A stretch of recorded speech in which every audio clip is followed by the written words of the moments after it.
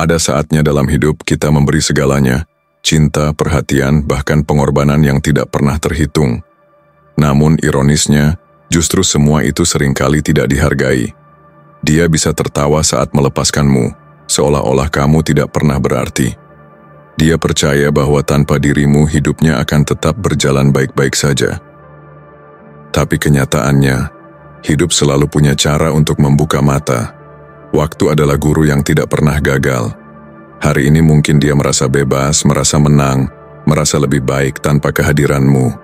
Namun suatu saat nanti, ketika sepi mulai berbicara, ketika semua yang dia cari tidak lagi memberinya ketenangan, saat itulah penyesalan akan mengetuk pintu hatinya. Video ini bukan sekadar kata-kata. Ini adalah pengingat bagi siapapun yang sedang merasa ditinggalkan, diremehkan, atau bahkan dikhianati. Ingatlah, kamu tidak kehilangan apapun. Justru dialah yang kehilangan seseorang yang tulus, seseorang yang hanya bisa ditemui sekali dalam hidup.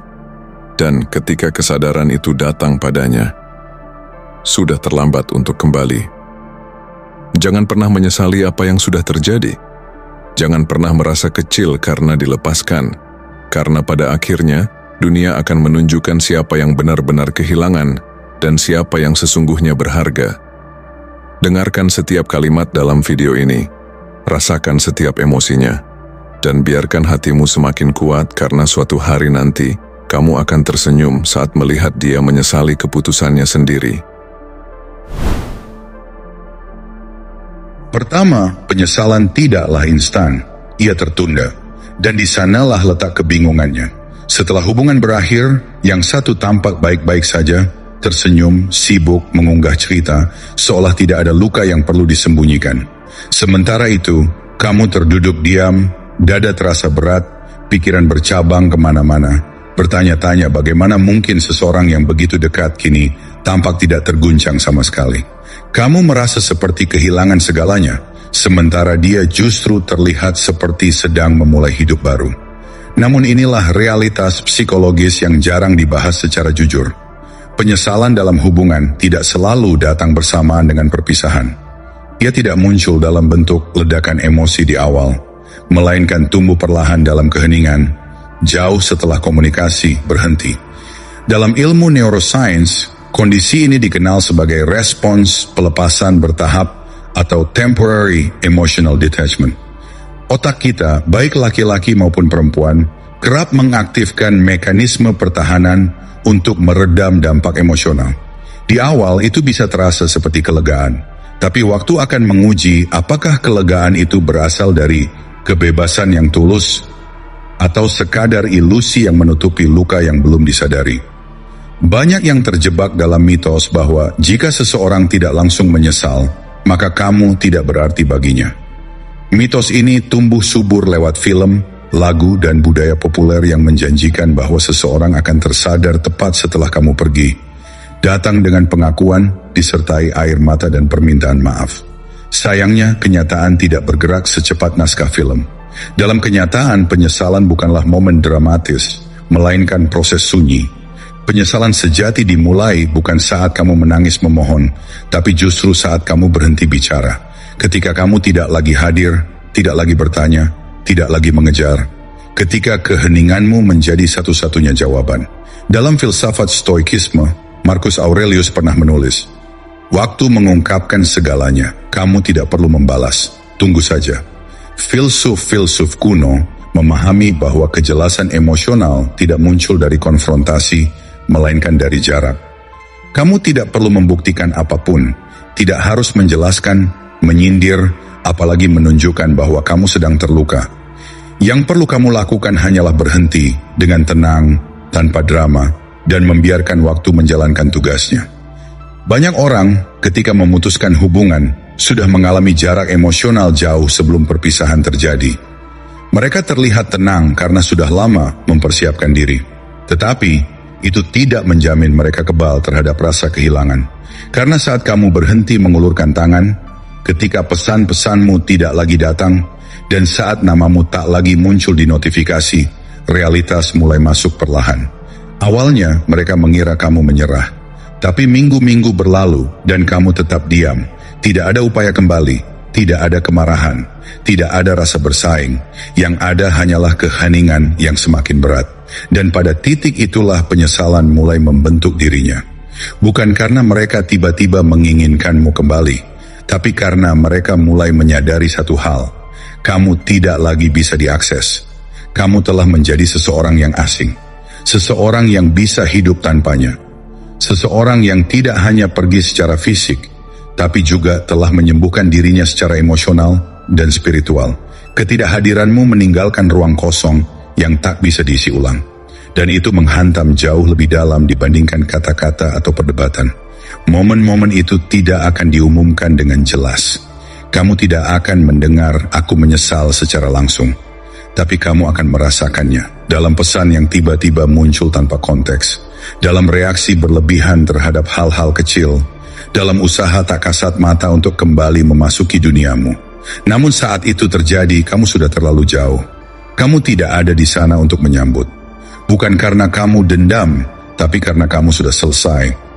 Penyesalan terbaik bukan dipaksakan lewat kata-kata, tapi dibentuk oleh ketidakhadiran yang konsisten dan pertumbuhan yang diam. Dan jika kamu telah sampai di titik ini, tidak lagi haus validasi, tidak lagi menunggu penyesalan dari orang yang pergi, maka kamu sedang berdiri di posisi paling kuat dalam dinamika emosional apapun.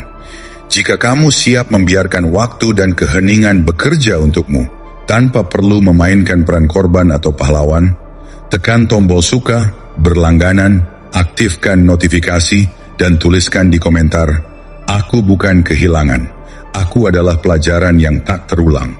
Nomor 2, yang ia tinggalkan bukanlah dirimu yang sekarang. Bukan versi dewasa dan sadar yang kamu perjuangkan hari ini.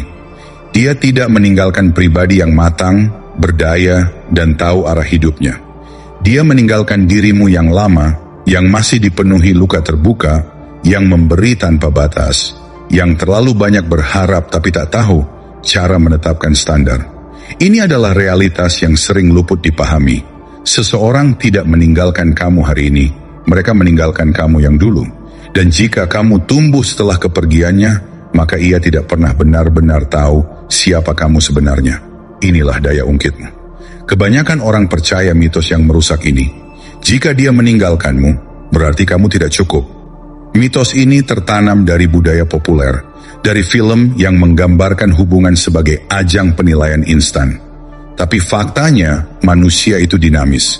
Kita berubah, kita belajar, kita bangkit. Jadi saat seseorang pergi, mereka pergi dari versi dirimu saat itu. Bukan dari potensi, bukan dari masa depan. Dan jika kamu serius menata diri, maka orang yang dia tinggalkan hanya akan menjadi bayang-bayang dari siapa kamu sekarang. Mari kita ambil contoh langsung. Dulu kamu mungkin akan langsung membalas pesannya dengan panik. Kamu akan mengunggah sesuatu hanya untuk menarik perhatiannya, berharap dia menyadari keberadaanmu lagi. Tapi sekarang, kamu tidak bereaksi. Kamu tidak lagi bergerak untuk dilihat. Segala pencapaianmu, langkahmu, dan pertumbuhanmu tidak lagi dibuat untuk membuktikan siapapun salah. Kamu tidak beroperasi dari ego. Kamu membangun dari pondasi. Kamu bukan lagi produk dari rasa sakit, tapi hasil dari kesadaran. Dalam prinsip stoikisme, Epictetus berkata, "Jangan jelaskan dirimu kepada siapapun, biarkan tindakanmu yang berbicara." Ini adalah kekuatan tenang dari seseorang yang benar-benar pulih. Kamu tidak perlu mengumumkan perubahanmu, tidak perlu pamer kesuksesan, karena sejatinya keberhasilan yang paling menusuk bukanlah yang ditampilkan, tetapi yang tidak bisa diakses oleh orang yang dulu menyia-nyiakanmu. Secara psikologis, perubahan itu bukan kosmetik, itu transformasi mendalam. Neuroscience menunjukkan bahwa ketika kamu menciptakan rutinitas baru, membangun identitas baru, dan menyusun ulang fokusmu ke dalam, kamu menciptakan jalur neural baru dalam otakmu. Ini bukan sekadar melupakan mantan, ini adalah pengkodean ulang makna dari hubungan itu sendiri. Kamu berhenti menjadi orang yang membutuhkan validasi. Kamu menjadi seseorang yang hidup dari nilai, bukan dari kekurangan. Dan di titik inilah penyesalan mulai muncul dari sisi lain. Tapi bukan karena kamu memamerkan kesuksesan, justru sebaliknya. Penyesalan muncul saat dia menyadari satu hal, Dia tidak bisa menjangkau siapa kamu sekarang. Pribadi yang ia tinggalkan adalah seseorang yang mungkin akan menunggu, memohon, berharap. Tapi pribadi yang kamu bentuk hari ini, dia tidak menunggu siapapun. Dia tidak menjelaskan keputusannya. Dia tidak membawa beban emosi yang tidak lagi berguna. Dan itulah yang paling sulit diterima. Batinnya mungkin berbunyi seperti ini.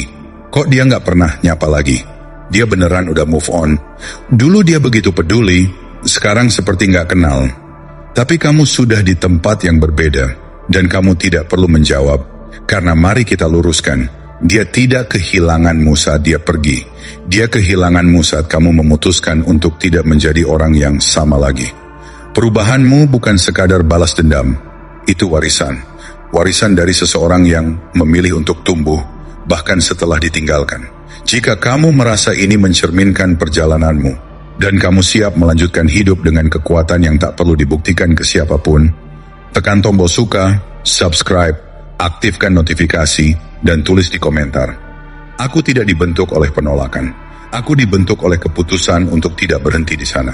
Nomor 3, diam setelah putus cinta bukanlah kelemahan. Ia adalah tekanan psikologis yang terukur. Dalam banyak hubungan yang berakhir, satu pihak berharap akan ada reaksi emosional. Mereka menanti ledakan, drama, serangan balik. Harapan tersembunyi itu muncul karena emosi sering dijadikan barometer nilai diri. Semakin besar respons yang kamu tunjukkan, semakin berarti hubungan itu dianggap. Tapi ketika kamu memilih diam, tidak membalas, tidak menuntut penjelasan, tidak mengunggah sindiran, bahkan tidak menunjukkan bahwa kamu sedang terluka, disitulah tensi mulai meningkat. Keheninganmu menjadi ruang kosong yang tak bisa dikendalikan. Dan bagi sebagian orang, itu lebih menyakitkan daripada teriakan. Mitos yang perlu dihancurkan di sini adalah ini. Kalau kamu diam, artinya kamu lemah dan masih menyimpan luka. Mitos ini keliru secara fundamental. Diam bukan tanda kekalahan. Diam adalah strategi. Dalam psikologi, keheningan dipahami sebagai bentuk deregulasi ekspektasi. Artinya, kamu mencabut hak seseorang untuk mengontrol narasi emosionalmu. Neuroscience mendukung hal ini. Ketika seseorang tidak mendapatkan umpan balik emosional, otaknya mengalami ambiguitas sosial yang memicu area kecemasan, khususnya pada sistem limbik. Ini bukan tebakan, ini rekaman biologis yang nyata. Ketidaktahuan tentang apa yang kamu pikirkan dan rasakan menciptakan tekanan internal yang lebih besar daripada konfrontasi terbuka. Secara stoik, Marcus Aurelius pernah menulis, "Jangan terganggu oleh hal-hal luar, karena kekuatan sejati ada dalam kendali terhadap diri sendiri." Dan keheningan setelah putus bukan sekadar tindakan diam, tetapi ekspresi kendali mutlak atas respons emosionalmu. Bukan karena kamu tidak punya kata-kata, tapi karena kamu tahu tidak semua hal layak dijelaskan. Kamu tidak diam karena tak sanggup. Kamu diam karena memilih untuk tidak ikut serta dalam permainan emosi yang kosong. Di sisi lain, diam bukanlah nihil. Justru ia menciptakan kekosongan yang harus diisi oleh imajinasi orang yang meninggalkanmu. Ini adalah kekuatan psikologis yang sering diremehkan. Saat kamu berhenti bereaksi, kamu memaksanya berpikir, apakah dia sudah melupakan aku? Apakah dia sedang bersama orang lain? Mengapa dia tidak mengatakan apa-apa? Dan saat pikiran itu bergulir tanpa jawaban, keheninganmu berubah menjadi cermin. Cermin yang memantulkan bukan kamu, tapi dia, dengan semua keputusannya, egonya, dan kehilangan yang dia belum sepenuhnya sadari. Ini bukan tentang permainan diam demi balas dendam. Ini tentang kekuasaan atas dirimu sendiri. Kamu berhenti menjelaskan, bukan karena ingin menang, tapi karena kamu sadar bahwa tidak semua orang pantas menerima akses terhadap proses penyembuhanmu. Contohnya jelas, kebanyakan orang setelah putus akan mengunggah story menyindir, mengirim pesan panjang, atau menunjukkan bahwa mereka baik-baik saja sebagai bentuk kompensasi. Tapi yang kamu lakukan, tidak ada, tidak pamer, tidak menjelaskan, tidak sibuk menunjukkan bahwa kamu move on. Kamu hanya benar-benar hilang. Dan disitulah letak tekanannya. Ketika seseorang yang dulu kamu kenal luar dalam tiba-tiba menjadi asing, senyap, dan tak terjamah secara emosional. Di saat itulah realitas menghantam pelan-pelan, bukan seperti tamparan, tapi seperti kabut yang perlahan masuk ke dalam dan mengaburkan semua kepastian yang dia punya tentang kamu. Punchline-nya sederhana, keheningan bukan penarikan diri, itu dominasi. Diam bukan bentuk menyerah, tapi bukti bahwa kamu tidak lagi bermain dalam medan yang sama. Ini bukan tentang menunjukkan bahwa kamu tidak butuh dia. Ini tentang benar-benar tidak membutuhkannya. Maka ketika kamu memilih untuk diam, kamu tidak sedang mengabaikan. Kamu sedang memindahkan kekuasaan dari luar ke dalam. Dan ketika kamu benar-benar menguasai dirimu sendiri, saat itulah dunia luar mulai kehilangan kuasanya atas kamu. Jika kamu sampai di titik ini dan mulai memahami bahwa kekuatan bukan selalu berarti bersuara lebih keras, tapi kadang justru diam dengan penuh kendali, maka kamu sedang memasuki fase emosional yang lebih tinggi. Tekan tombol suka, berlangganan, aktifkan lonceng notifikasi, dan tuliskan di komentar, diamku bukan kelemahan, itu adalah ketidaktergantungan yang tidak bisa disentuh. Nomor 4, waktu ditambah ketidakhadiran sama dengan keraguan. Pada awalnya orang yang meninggalkanmu akan merasa yakin bahwa kepergiannya adalah langkah yang paling benar. Bahkan mungkin merasa menang, berpikir bahwa jika suatu saat ia berubah pikiran, kamu masih akan ada di tempat yang sama. Narasi seperti itu bukan pengecualian, tapi pola. Banyak orang mengatasi perpisahan dengan menulis ulang cerita, menjadikan diri mereka pahlawan yang berani pergi, dan menjadikanmu tokoh yang akan tetap tinggal. Tapi waktu punya cara brutal untuk menguji kebenaran cerita itu. Terutama ketika kamu tidak hanya pergi secara fisik, tapi juga secara emosional. Kamu tidak menyimpan dendam, kamu hanya berevolusi, bahwa ketidakhadiranmu akan membuat mereka lupa. Ini keliru. Dalam dunia nyata, otak manusia tidak bekerja seperti saklar. Menurut neuroscience, ketidakhadiran bukan membuat otak berhenti memproses, tapi justru memicu peningkatan aktivitas di area otak yang mengelola kecemasan dan imajinasi, khususnya saat ekspektasi sosial tidak terpenuhi. Artinya, ketika kamu menghilang tanpa keributan, tanpa drama, tanpa pertunjukan, otaknya mulai bekerja lebih keras untuk mengisi kekosongan narasi. Dan kekosongan itu tidak bisa ia kendalikan. Secara psikologis, ini disebut disruption of cognitive closure. Keadaan ketika seseorang tidak mendapat akhir cerita yang memuaskan, dan akibatnya pikirannya terus berputar. Mereka mulai bertanya, apa aku mengambil keputusan yang benar? Atau, kenapa dia benar-benar diam? Atau bagaimana kalau aku salah? Dan dari pertanyaan-pertanyaan kecil itulah keraguan mulai menyelinap.